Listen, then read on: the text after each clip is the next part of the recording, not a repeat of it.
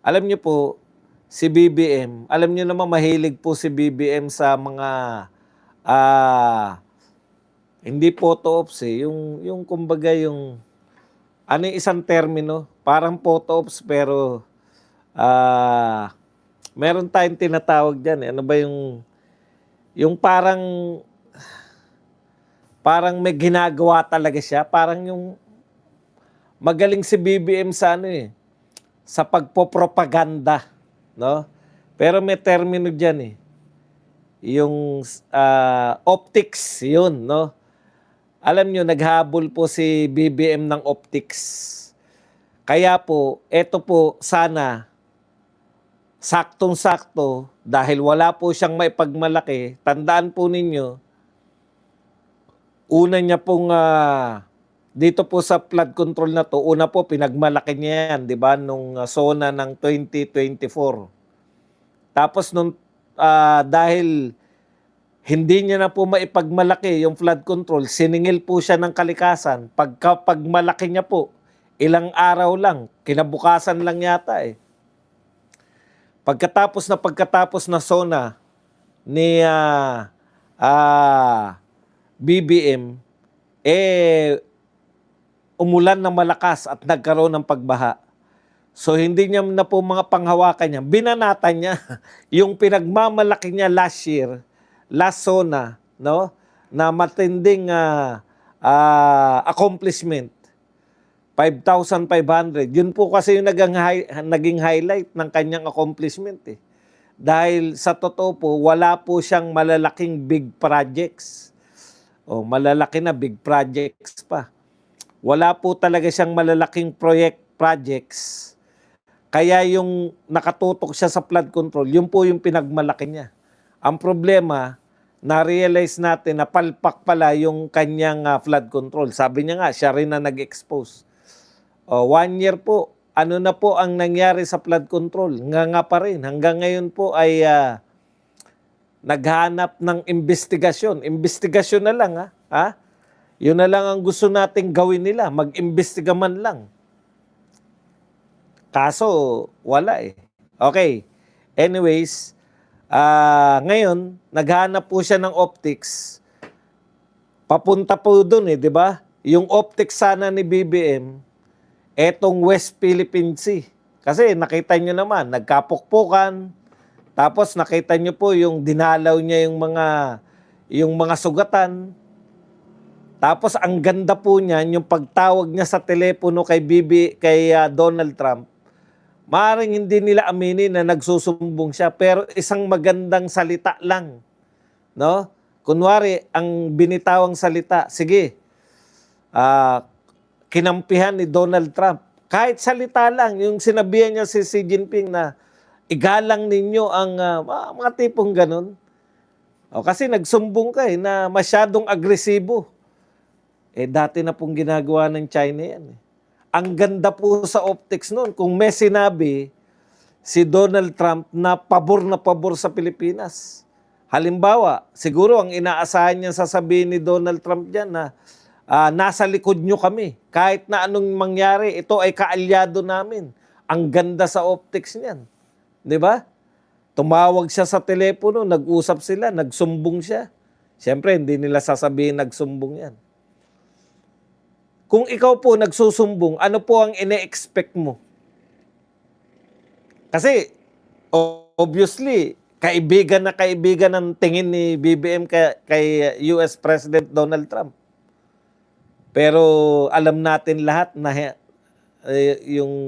ang katotohanan na mas magkaibigan yung turangan ni Donald Trump at saka ni Tatay Digong. Wala naman tayong pakialam sa relasyon.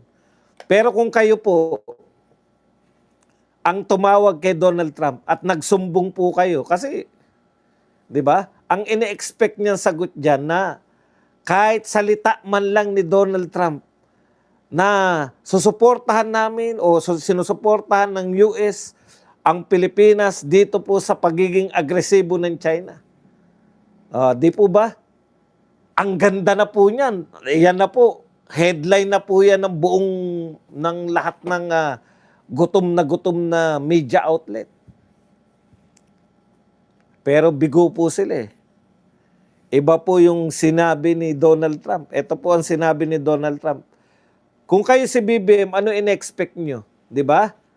Ang in-expect nyo po, magsasalita man lang si Donald Trump ng pagsuporta sa hinaing.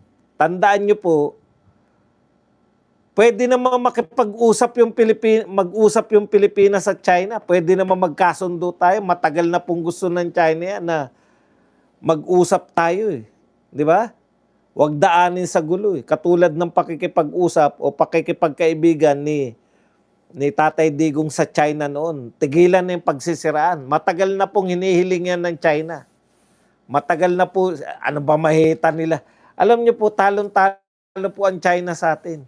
Once na pumatol ang China sa atin, once na pinatulan tayo ng China, ano po lalabas?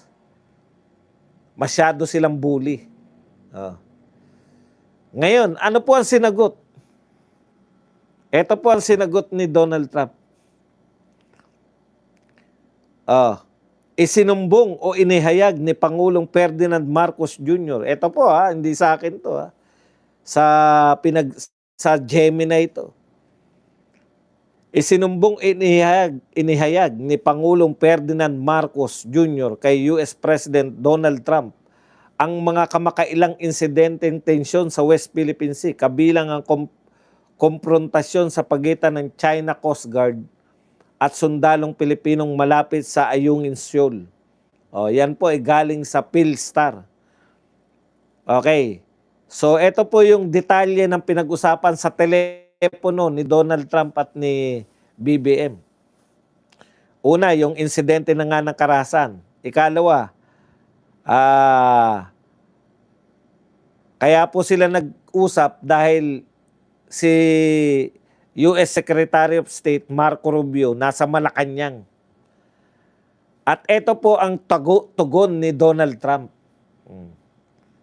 Kung kayo si BBM kasi ine-expect nyo na kakampihan kayo ni Donald Trump, nagsumbong kayo. Ito nga po, Kuya Donald, inaapi kami. Sige, akong bahala dyan sa China na yan. Ito po ang sinabi ni Donald Trump. Ang tugon ni Donald Trump, nangako si Donald Trump sa kanilang tawag sa telepono na dadalhin at aalamin niya ang mga hinaing at concern ng Pilipinas sa kanyang susunod na pagkikita kay Chinese President Xi Jinping. Para sinabi niya kay BBM, o sige, lahat ng reklamo mo, ipaparating ko kay Xi Jinping. Wala po siya nakuhang optics. Ang nakikita pa natin na hindi po mangyayari yung sinasabi nila na yung Amerika, yung US, ay itataya po nila yung kanilang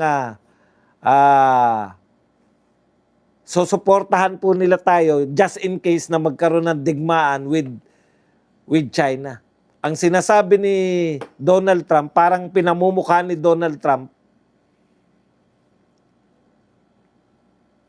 yan ba ginagawa? Sige, pag nagkita kami ni Xi Jinping, sasabihin ko yung hinaing mo. Hindi po nagsalita si Donald Trump na sinusuportahan kita. Hindi nila pwedeng gawin yan sa Pilipinas. Dapat kayo ay, dahil inyo yung WPS na yan, dapat nasa likod nyo kami. Kung ano, wala pong ganun. Ni optics, walang nahita. Ang sinabi ni Donald Trump, ipaparating niya yung hinaing ni BBM. Wala na. Yung mga umaasa po sa US, no? Na tayo po ay kakampihan ng US, lagi pong una sa US yung kanila pong interes. At mas interes nila makipagkaibigan si Donald Trump ngayong panahon na to, mas interes niya makipagkaibigan kay Xi Jinping kaysa makipagbabag kay Xi Jinping. Alam po ninyo, nasa digmaan po na naman ng US. Hindi nyo namamalayan. Pero nagbobombahan na naman sila ng Iran. Mahirap po. Hindi naman po tinanggihan, no? Wala naman pong sinabi na bahala ka sa buhay mo. Hindi po. Sige, ipaparating ko kay Xi Jinping kung ano yung nirereklamo mo. Pwede naman, pwede namang si BBM na magparating, di ba? So, ang point ni Donald Trump, ikaw naman BBM, magbati na lang kayo ni Xi Jinping. Hindi ka naman niya inaaway. Parang minaliit po. Ang tingin ko lang sa tingin ko, minaliit yung mga pagsusumbong. Kasi sa totoo na, tignan nyo naman po kung ibang-iba naman po yung sitwasyon ng Ukraine sa atin. Di po ba? Sa Ukraine, nilusob sila na Russia. Kaya si Zelensky, pag nagpunta ron, nilusob kami ng Russia. O ano sinabi ni Donald Trump kay Zelensky noon? Bakit hindi ka nalang makipagkaibigan kay Putin? Bakit ang tigas-tigas nakikipagmatigasan ka? Alam niyo po si Donald Trump, isa pong magaling na negosyante. Negosyo muna sa kanya. Kaya na magkakasundo sila ng mga incheck. Pareho po sila na pagkita muna. Kita muna bago politika. Yung politika, si Donald Trump at saka yung mga Chinese, no? Pareho po sila ng mindset. Ang mindset po nila, paano kami kikita? Hindi po yung kaaway namin yan sa politika. Wala pong ganun kay Donald Trump. Pwede po siya makipag-usap Pwede po siya makipag-usap kay Putin, pwede siya makipag-usap sa China, laban sa ICC. Alam niyo yung ibig ko sabihin? Pwede po yung US, pwede po makipag-usap sa Pilipinas, kahit kaibigan niya kahit yung Pilipinas nakikipagtulungan sa ICC. Kasi ang interest niya naman, ikaw ang bantay ko, laban sa China. So, ang pakikipag-deal po ng US, depende po sa interest nila. Hindi po yan, ikaw matalik kitang kaibigan, kahit na anong mangyari, susuportahan kita. Nakita po natin yan. Mas kailangan ng US and China. Kaya nung nagsumbong si BBM, tulungan nyo naman kami, naapi na kami yan, no? Na masyado sila agresibo. Ganun ba? Bayaan mo. Bayaan mo, BBM. Pag nagkita kami ni Donald Trump, pag nagkita kami ni Xi Jinping, sasabihin ko yung mga sinumbong mo sa akin. Kawawa naman. Ngayon, ano na nangyari ngayon? Kaya tayo ngayon, meron na tayong tinatawag na reset. Una, hindi niya may pagmamalaki. Baka pwedeng ipagmalaki niya yan. Baka ang ipagmalaki pa ni BBM sa zona, reset ng relasyon niya with China. Walang maipagmalaki.